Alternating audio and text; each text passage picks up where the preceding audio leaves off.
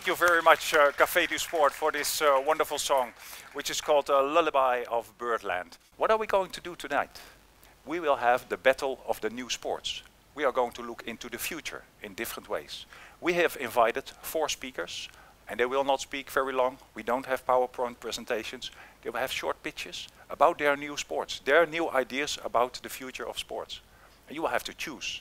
Mr. Maurice Leeser, can I give you the first 1 minute floor, please? All around the world, already millions of people are surfing. People of all ages, all colors and social classes. It's fun, it's good for your health, it's a great workout. You become one with nature, you see places that are normally not accessible. It's very easy to learn. People unstress much more when they exercise in nature. And you can do it in a club, you can do it individually, or you can do it in self-organized groups at the time and the location you choose and want. Number 1. Let me introduce to you the second speaker, Mr.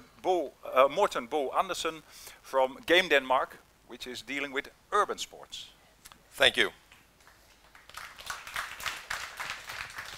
So, the street sports are in the house, and I'm here tonight to fight for you to listen to what's not quite like everything else you heard tonight. Those home girls and street boys are looking for something to do. They don't care about organized sports, federations, or you, or me. Sorry. But they're industrious and coachable, and they create communities that are affordable and approachable. So street sports are the future, that's non-negotiable.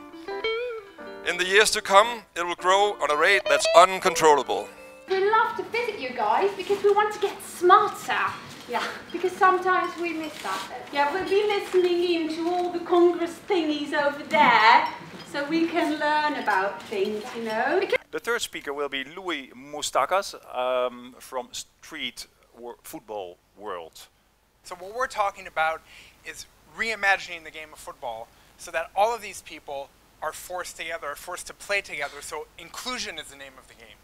Football 3, the method that we're talking about, makes it so that these kids, these youth, come together, they play together, they decide on their own rules together, and they award each other fair play points. So they're in control of the game, and they have to interact with each other, and everyone has to be included.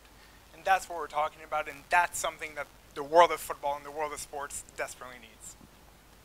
Very good. Yeah. Maybe you stand here. Mr. Thom Rutten, he's actually from Eindhoven, representing Springlab, the company with innovative approaches, I would say to anything, but mostly to sport and physical activity. Tom, the floor is yours. Okay, thanks Peter. I think the future of sports cannot be found in sports, but outside of sports.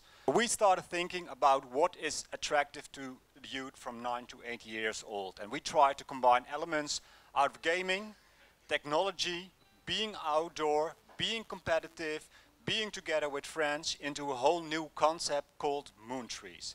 Moon Trees is a digital game that can be played in nature.